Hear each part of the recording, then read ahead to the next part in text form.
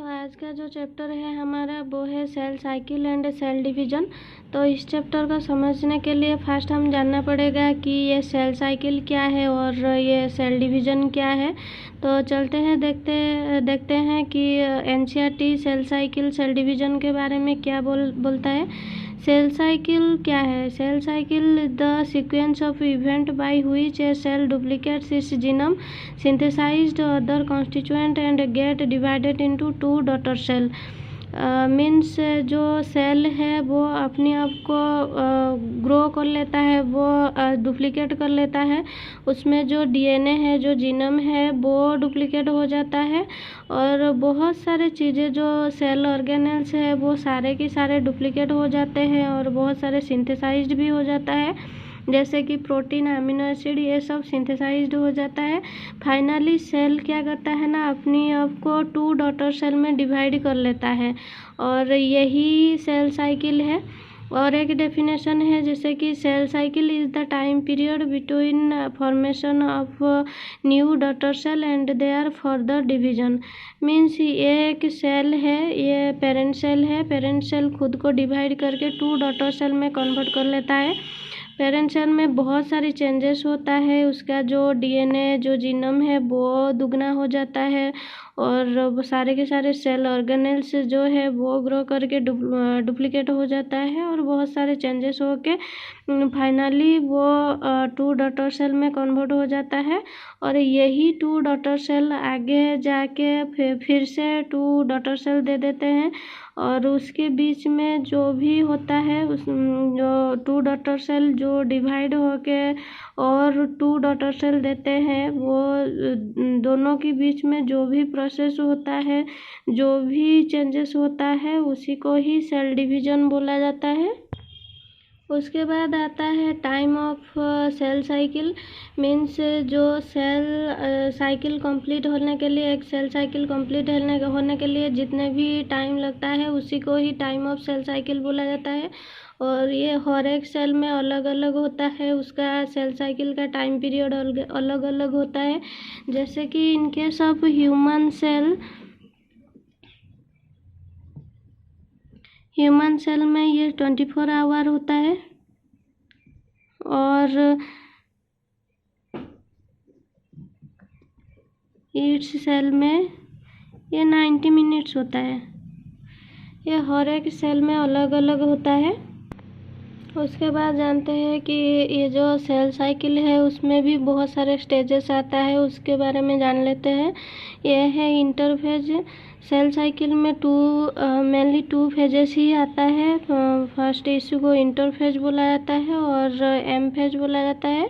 Two stages आता है और इंटरफेज को दूसरी शब्द में प्रिपरेटरी फेज और रेस्टिंग फेज में बोला जाता है, क्योंकि इंटरफेज में ये होता है कि सेल अपने आप को सेल डिवीज़न के लिए प्रिपेयर कर रहा होता है, इसलिए इसको प्रिपरेटरी फेज बोला जाता है। एंड रेस्टिंग फेज इसलिए बोला जाता है कि इस दौरान सेल कोई भी सेल डिवीज़न नहीं करता, इसलिए उसे रेस्टिंग फेज भी बोला जाता है। और ये फर्दर थ्री फेजेस में, थ्री सब फेजेस में डिवाइडेड है, जैसे कि G1 phase, S phase and G2 phase.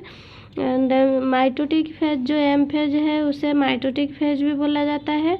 और ये जो फर्दर टू टाइप का होता है, जो उसमें न्यूक्लियस का डिवीज़न होता है, उसे कैरियोकाइनेसिस बोला जाता है। कैरियोकाइनेसिस में ये होता है कि जो सेल की न्यूक्लियस है वो डिवीज़न कर लेता है। साइटोकाइनेसिस में जो साइटोप्लाज्म है वो डिवीज़न हो जाता है। उसमें कैरियर का मीन्स ये जो है न्यूक्लियस है एंड साइटो का मीन्स साइटोप्लाज्म है एंड काइनेसिस का मतलब है कि डिवीज़न करना। ठीक है, तो ये जो कैरियर काइनेसिस है वो फर्दर 4 सब फेजेस में डिवाइड है। वो है prophase, metaphase, anaphase and telophase. तो उसके बारे में भी जान लेते हैं। ये जो इंटरफेज है वो पूरे की पूरे सेल साइकिल में बहुत बड़ा फेजेस होता है, वो सबसे ज़्यादा टाइम लेता है।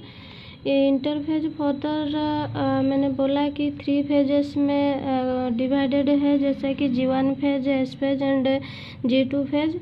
उस फेज में सेल अपने आप को डिवाइड नहीं कर रहा होता, इसलिए उसे रेस्टिंग फेज बोला जाता है। एंड सेल खुद को प्रिपेयर कर रहा होता है सेल डिवीजन के लिए, इसलिए उसे प्रिपेरेटरी फेज भी बोला जाता है। और सेल इस दौरान मेटाबॉलिकली एक्टिव होता है and it is called resting phase because the time the cell do not divide and it is the largest phase. It takes 95% of time of cell cycle. ये टोटली जो cell cycle होता है वो 95% time ही ले लेता है। मैंने यहाँ पर एक डायग्राम दिखाती हूँ, डायग्राम्स के माध्यम से समझाती हूँ। ये देखिए, ये हो गया आपका जो ये पूरे के पूरे इंटरफेजेस हो गया, इसीलिए उसे ये देखिए ये पूरा ज़्यादा टाइम लेता है, सेल साइकिल की पूरे ज़्यादा टाइम लेता है, इसलिए उसे बोला जाता है ये टोटल 95% टाइम ले लेता है। 95% टाइम लेता है। उसमें भी G1 फेज सबसे बड़ा होता है और उसके बाद S phase and G2 phase. ये उसके बाद M फेज स्टार्ट हो जाता है। M फेज में 2 फेजेस आता है, जैसे कि साइटोकाइनेसिस एंड कैरियोकाइनेसिस। ये है कैरियोकाइनेसिस में ये 4 फेजेस है, जैसे कि prophase, metaphase, anaphase and telophase, ये सीक्वेंस में आता है। उसके बाद साइटोप्लाज्म की डिवीजन होता है, जिसे साइटोकाइनेसिस बोला जाता है। उसके बाद हम G1 फेजेस के बारे में डिटेल्स पढ़ लेते हैं।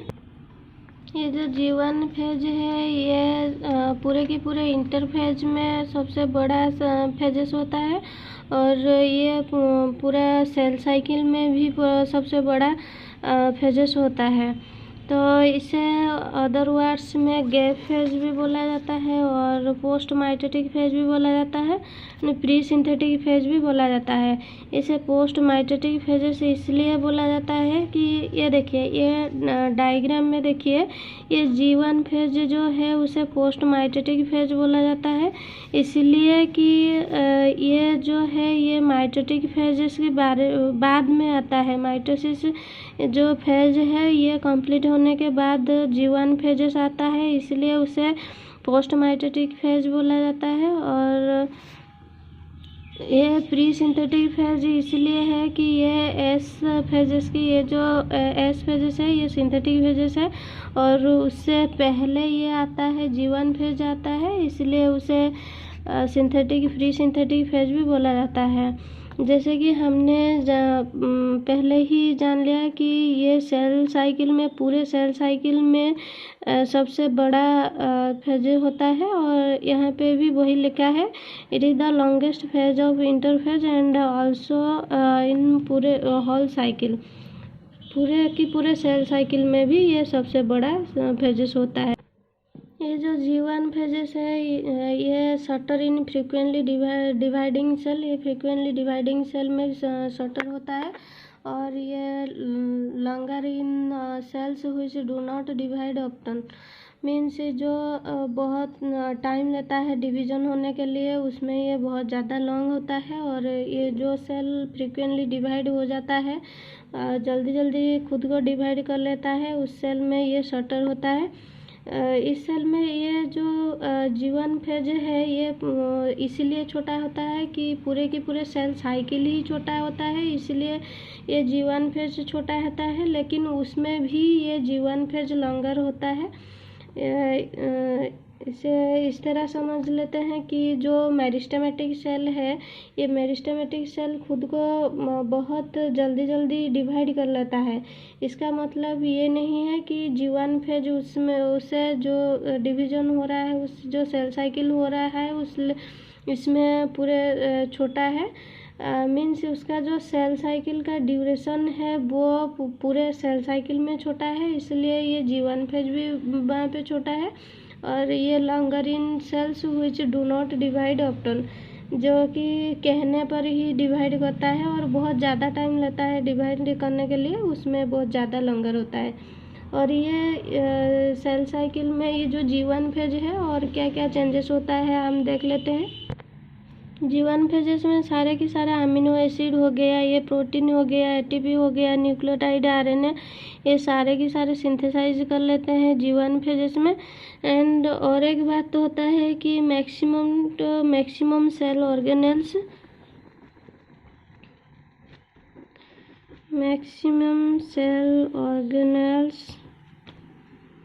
Are duplicate here.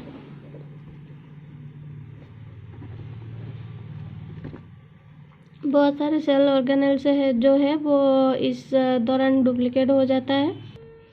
तो G1 फेज के बाद आता है S फेज, उसे सिंथेटिक फेज में बोला जाता है। ये S फेज की पहले ये होता है कि सेल में ये जो क्रोमोसोम है ये बिल्कुल धागे की तरह पड़ा रहता है। S फेज में इसमें 1 क्रोमोसोम विथ 1 क्रोमेटिड होता है। ये क्रोमोसोम भी एक है और इसमें क्रोमेटिड और बाजुएं जो बोलते हैं वो भी एक है।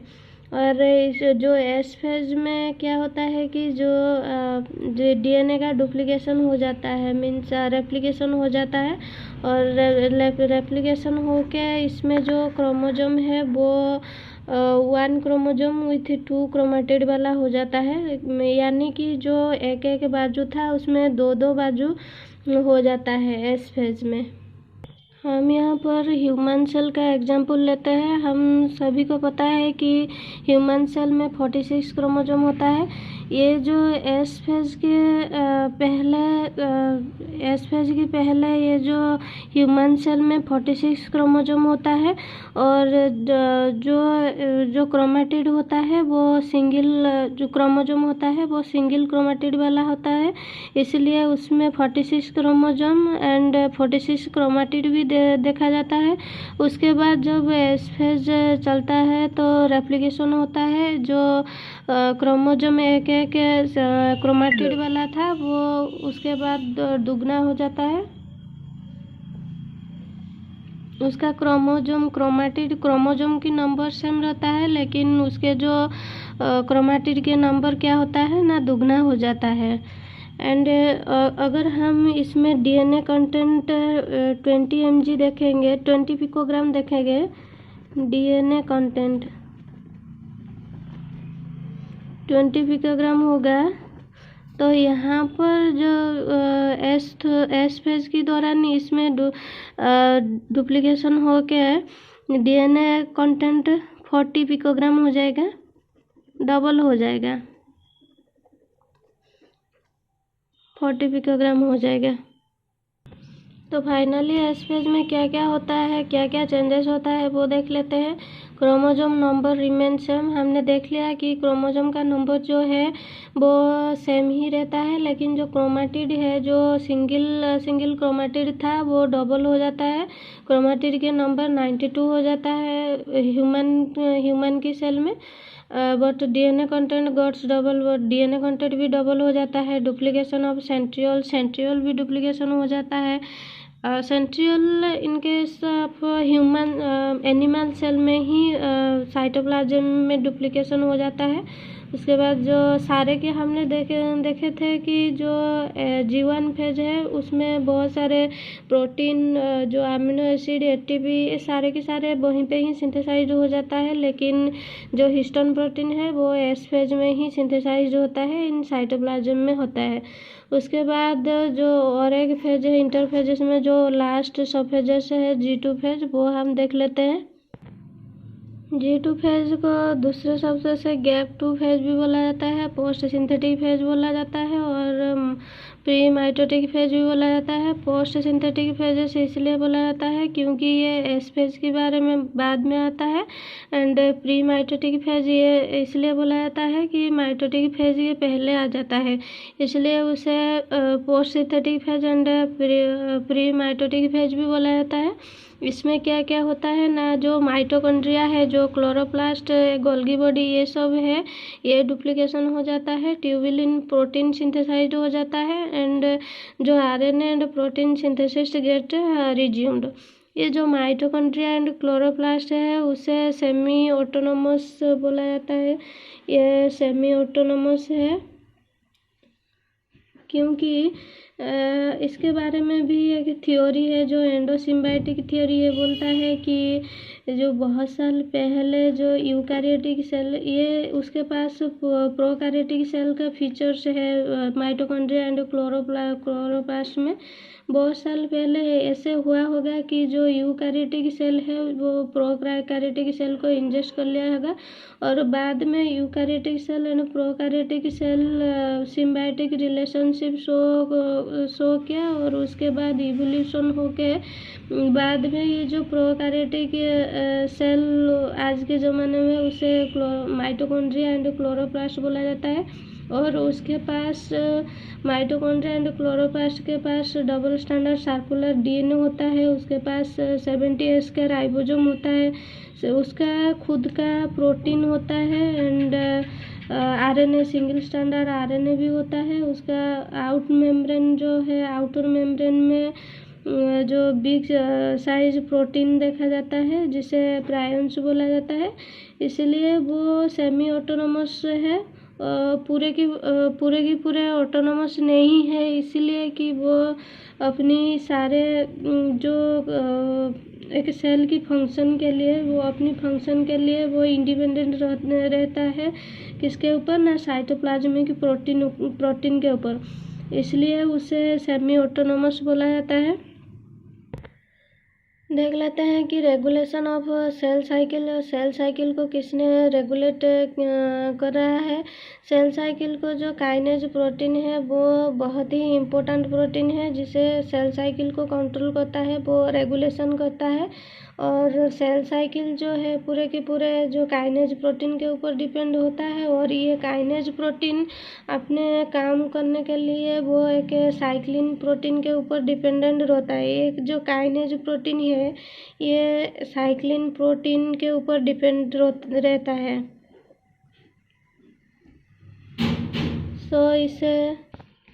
तो ये जो पूरे के पूरे सेल साइकिल है ये काइनेज प्रोटीन के ऊपर डिपेंडेंट होता है। काइनेज प्रोटीन बहुत ही इम्पोर्टेंट है सेल साइकिल को रेगुलेशन करने के लिए, और ये काइनेज प्रोटीन जो होता है वो साइक्लिन प्रोटीन के ऊपर डिपेंडेंट होता है, इसलिए उसे इन अदर वर्ड्स में ये कहा जाता है कि cyclin dependent kinase, cyclin dependent kinase, उसे शॉर्ट में ये लिखा जाता है CDK2। पूरे के पूरे सेल साइकिल ये जो साइक्लिन डिपेंडेंट काइनेज के ऊपर डिपेंडेंट रहता है। ये सेल साइकिल में भी 2 ट्रांजिशन पॉइंट देखा जाता है। इसको ट्रांजिशन पॉइंट को अदर वर्ड में चेक पॉइंट भी बोला जाता है। ये 2 ट्रांजिशन पॉइंट देखा जाता है। First one is the first transition point and second transition point. First transition point G1 to S phase के बीच में देखा जाता है, और सेकेंड ट्रांजिशन फेज G2 से M फेज को जब जाता है वो उस टाइम देखा जाता है। G1 से S फेज को जाने के लिए उसे मेजर चेक पॉइंट बोला जाता है, एंड सेकेंड ट्रांजिशन को माइनर चेक पॉइंट बोला जाता है। फर्स्ट ट्रांजिशन पॉइंट में ये होता है कि G1 cyclin plus cyclin dependent kinase ये मिलकर सेल को धक्का देते हैं, आगे सेल साइकिल करने के लिए सेल को धक्का देते हैं। ये बहुत ही इम्पोर्टेंट है और ये मेजर चेक पॉइंट है, तो बहुत ज़्यादा इम्पोर्टेंट है सेल को अगले स्टेप के लिए ले जाना होता है। और सेकेंड ट्रांजिशन पॉइंट में ये M cyclin plus kinase, cyclin dependent kinase, ये मिलकर क्या करता है ना, सेल को दूसरे फेज से एम फेज को, G2 फेज से एम फेज को धक्का दे देते हैं और रिलीज कर देते हैं सेल साइकिल में। उसके बाद ये जो G0 फेज है जिसको दूसरे शब्द में क्विसेंट फेज भी बोला जाता है।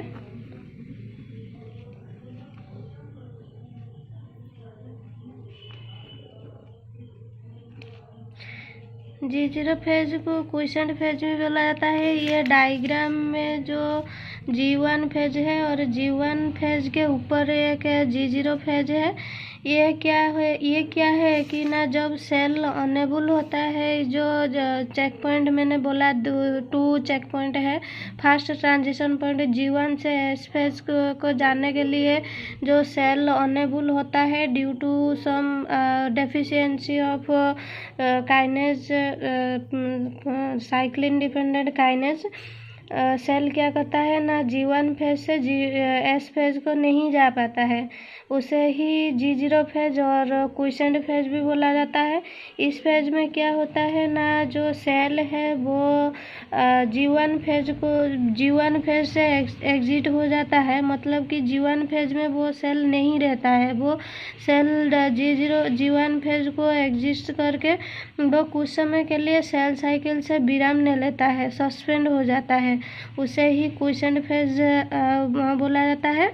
लेकिन सेल जो है वो पूरे की पूरे सेल साइकिल से ही एग्जिट नहीं होता है, कुछ समय के लिए वो सस्पेंड हो जाता है और तब तक सस्पेंड होता है जब तक उसे ये नहीं बोला जाता है कि फर्दर सेल डिवीजन करने के लिए वो वैसे ही सस्पेंड होके रह जाता है।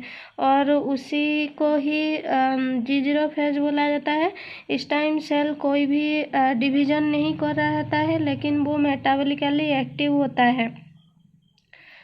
एंड उसके बाद हम कुछ पॉइंट्स पढ़ लेते हैं।